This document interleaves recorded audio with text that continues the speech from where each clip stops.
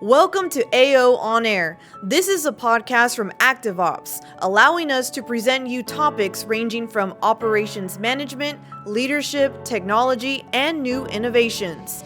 Check out all our episodes on YouTube channel AOTV or with your favorite podcast platforms such as Apple or Spotify. Now let's begin. Hello and welcome to AO On Air. This is a podcast that put on by ActiveOps. We're very excited to have a guest today talking with us about a new product release. Peter Cregg is a product manager for ActiveOps, and he's released a new product over the past couple of weeks. Welcome, Peter. Nice to see you again, and maybe you could just start by telling us a little bit about yourself. Sure. Hi, Michael. And, great to be here. A bit of background then. So I've been in the ops management gig for probably about best part of 20 years. You can pretty much call me an ops geek, if you like. Focused mainly these days on technology, but I've got a huge passion for people and specifically how technology impacts people and improves their lives and obviously the organizations that they work for. Last 9 years, I've been working with ActiveOps, a couple of guises. So I started out delivering our solutions globally to our customers in the last 5 years or so, been in the product world and director currently of Casework IQ, which I think you mentioned we're here to talk about. Excellent. Well, it's nice that you can join us in the 20 years. We can't call you a dinosaur, even though Jurassic Park or Jurassic World or whatever version is out there today. So we'll stop short of calling you a dinosaur. But great to have that experience, and especially the recent experience in delivering solutions for our customers. So you had a big announcement. Why don't we start there? It was a few weeks ago. Let's start with that in mind. Sure, absolutely. No, really exciting news it was, and happy to share that we've now launched Casework IQ to the market. It's the newest product from ActiveOps, workforce solution specifically built for the caseworking environment and to support that world, enabling people to make better decisions, effectively manage and prioritize cases, and also manage the capacity to meet those demands. So we've already seen some huge interest in the product, which is great news, and we've got some really cool things lined up for the future development roadmap. That's great, and we'll talk about a couple of use cases later. And I think you did some beta programs with some of our customers, so it'll be interesting to hear some of that. So now that we know the answer to the question, let's explore kind of the operations landscape. So why this product? Why now? Is something happening in operations that required this new tech to evolve? And the best, I was doing some research. I don't see a competitive solution to this out there. Yeah, okay. I mean, I think there's a couple of questions there. So maybe we'll start with the first one in terms of the operations landscape and maybe more specifically in the different types of activities that go on there. So you've really got two ends of the spectrum. The transactional world, which is very much a low variety, high volume, repetitive sort of activity. So we're talking about maybe completing application forms, updating information, reconciling accounts, those sorts of things. And then you have the other side, which is often referred to as if you like, the front office or knowledge work, which is far more kind of a time-based activity. So what are we talking about? Things like relationship managers, legal entities, HR, marketing, say for instance. And then somewhere in the middle, you've got a mix of both. Now, typically, Control IQ's always addressed that transactional world.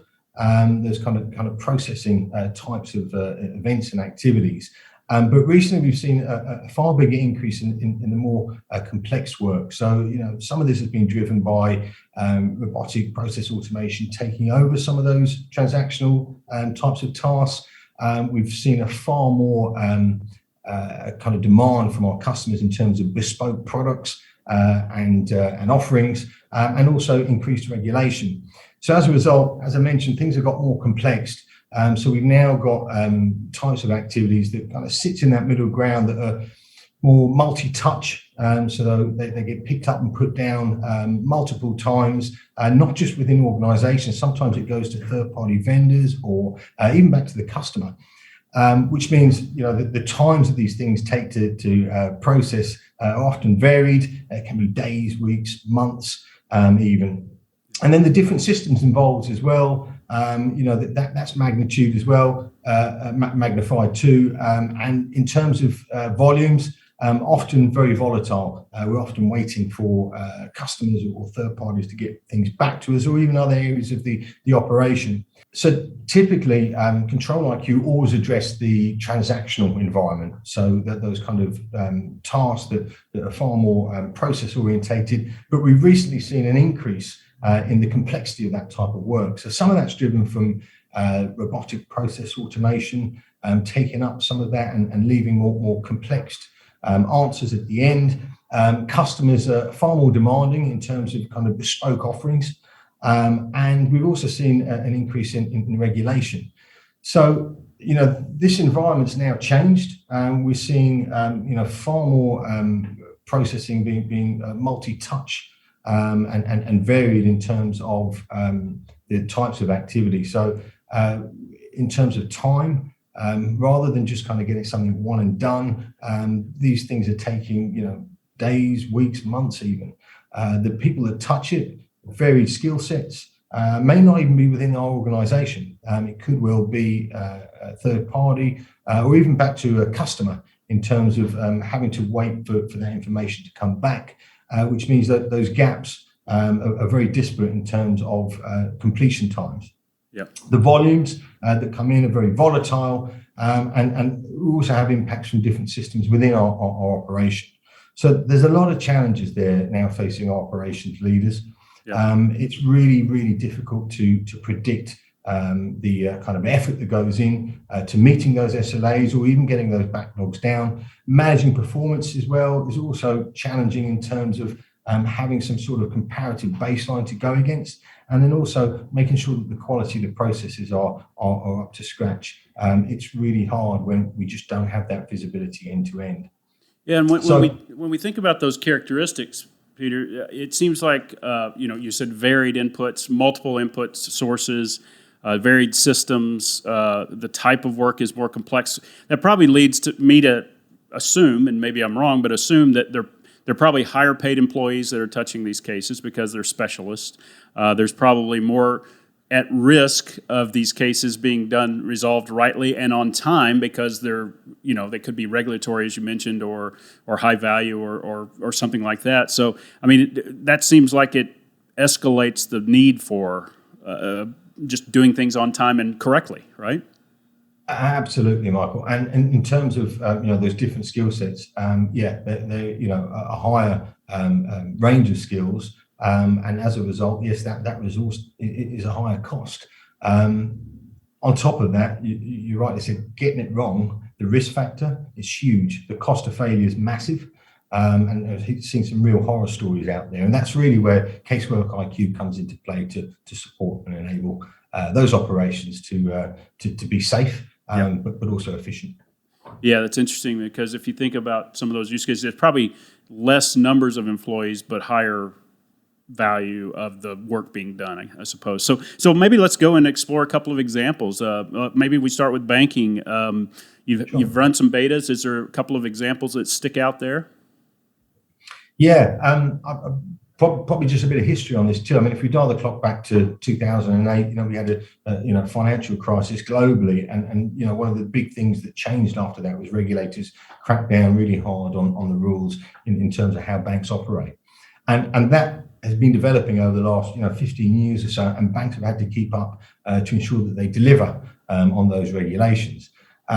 If they don't, the cost of failure is huge. And this is one of the areas we've seen, just as an example, one case costing a bank a fine of over 200 million pounds. And if you consider that bank's got millions of cases, it's really a minefield in terms of what could go wrong and what that would cost the bank. So in terms of Casework IQ and how that's supported that environment, well, we put in an early warning system.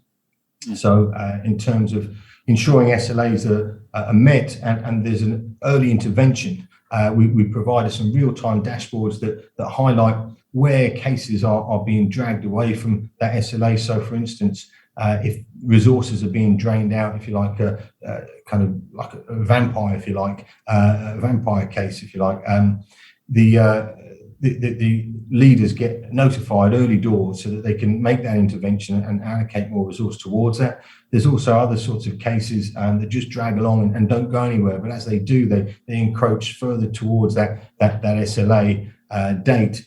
So we can call that out and we can identify them and make sure that those cases are addressed in time.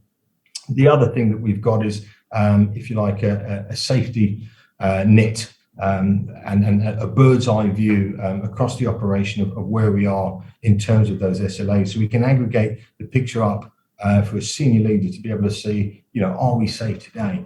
That makes it far easier to manage backlogs, identify where the bottlenecks are and where we need to implement resource. And on top of all of that, we've also seen some longer term improvements in terms of being able to identify and understand the profile of a case, so all the different touch points, the different skill levels required and the different time it takes to complete different types of cases means, and as an example from one of the beta customers, they can run that through a process discovery tool to understand where the efficiencies are, where the quality lies as well in terms of identifying any failure demand that might come through or rework. And we've seen that in one of our customers, really improve in terms of their efficiency, but also the quality of their delivery while still meeting their SLAs. Yeah, so interesting. So in the banking, it's the know your customer, which you referred to in the 2008 timeframe, which was introduced, and of course, anti-money laundering and terrorist funding is a massive threat, both from a financial fine, as you outlined, and also the reputation they would take if they did.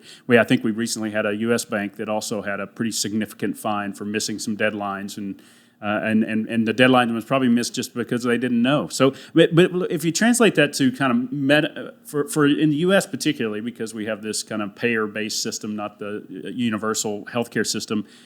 Health insurance seems to be there's these high risk cases. There's kind of medical reviews, and I know we're dealing with some of our insurance customers. And it seems like that would be a good fit for them too, because they've got these, maybe it's a cancer patient or something, and there's long-term choices they have to make in a short term, but there's big ramifications, and that case doesn't just go away after that one decision. There could be multi-year things. So is it a good fit for that kind of thing as well? These kind of medical review cases?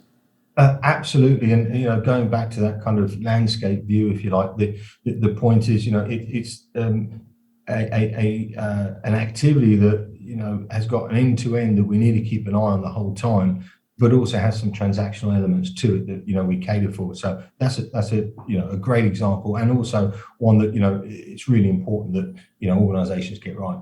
Yeah, and just again high value. I mean, not only could it reflect in healthcare, but in outcomes, but also the financial ramifications of care and things. So interesting. That's great. So you talked about some interesting inputs from a visibility standpoint. So what kind of reports? You kind of mentioned backlog and things like that, and an early warning system. What are the reports and insights that managers and directors would get from Casework IQ that they don't have today? So we have an early warning system within the tool, and that identifies the SLAs of every individual case, the real-time position of that case, and the insight into all of the different touch points. So who did it, when they did what it was they did, and how long it took them to do it. And that gives us a high-level view of where the cases are at, but also compared to a standard flight path for that type of case, it also identifies those that have veered off, and potentially we need to take some early intervention to ensure that we meet that SLA. And these are reports and insights that are just kind of, I hate to say out of the box, because every bank and every insurance company is a little different, but these are standard reports, right? Absolutely, they're in there from day one. And the other neat thing about them is they can be aggregated up to any level of the organization. So if a senior leader wanted a bird's eye view of the position right now to answer, are we safe? They've got that in the palm of their hand. So it's a really simple way to understand, are we safe?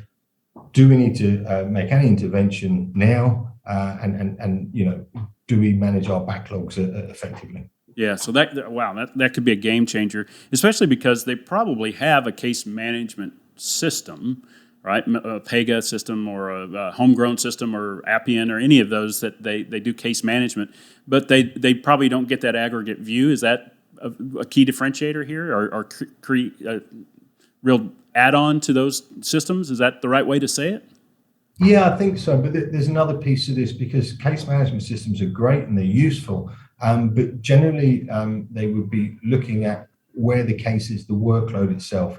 So predominantly the outputs I'd get from that is, what stage the case is at, when was the last time it was touched, who owns it. Now, that's all well and good and important information, but when we tie that up with the people side, and we say, okay, well, we need to plan to ensure that we've got enough people to deliver upon our SLAs. We also need to know the people factors. So, who's at a meeting, who's on annual leave today, and what other project work is somebody doing? Because if we can't classify all that information in terms of time, then we can't plan for it. And what Casework IQ is effectively puts them two things together. So it joins up the dots between the work and the resource and makes sure that we're able to plan to balance the two act together to meet our outcomes.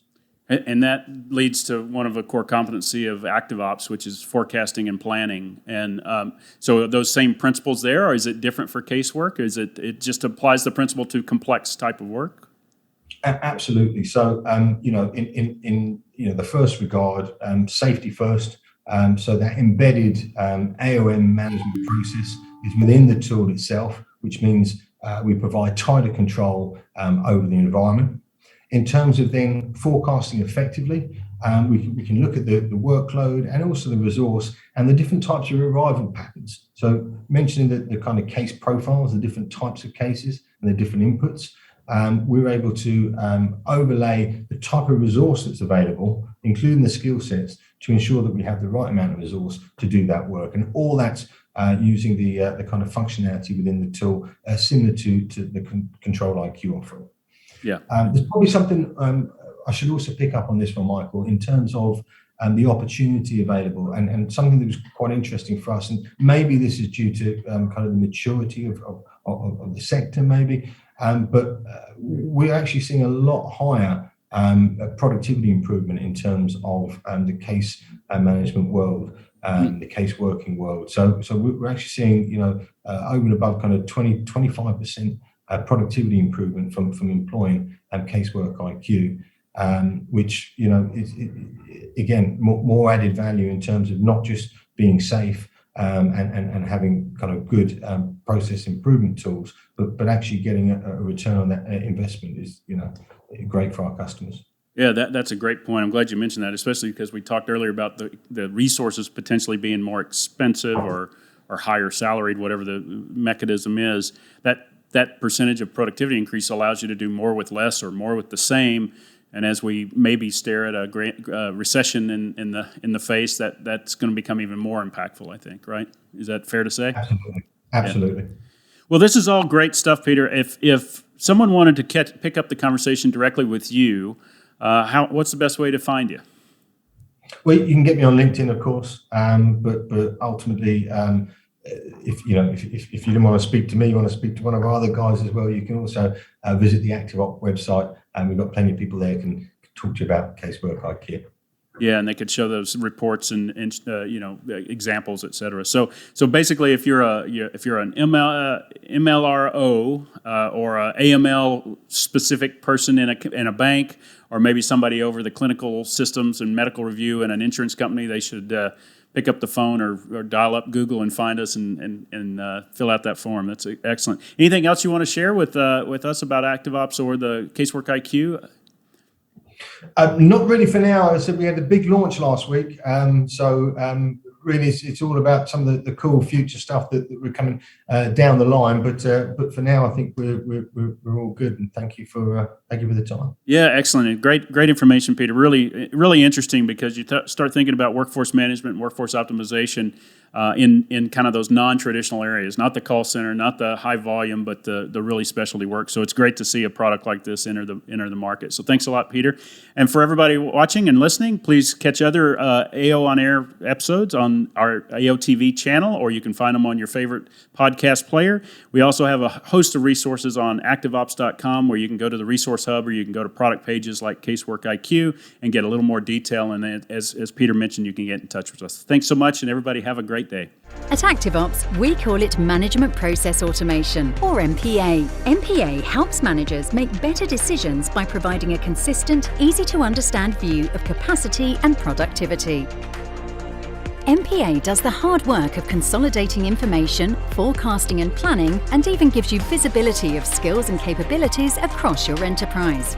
Your managers can make decisions based on a complete picture of their operations and then get back to leading.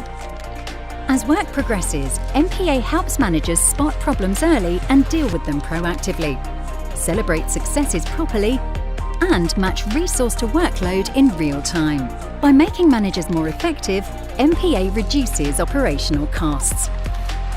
Best of all, the right MPA tools make it possible to deliver all these benefits across global enterprises with thousands of employees. Solutions like Workwear Plus from ActiveOps. Workwear Plus builds on our 20 years of experience supporting service operations to give you a 360-degree view of your operations, helping you turn operations management from a guessing game into a game-changing source of efficiency and value. Employees are empowered to manage their days and weeks feeling accomplished, confident, and able to balance work and personal life. Wherever your organization or customers live and work, ActiveOps is ready to help you deliver world-class service and employee engagement to help your company thrive. ActiveOps. See further, know more, move faster.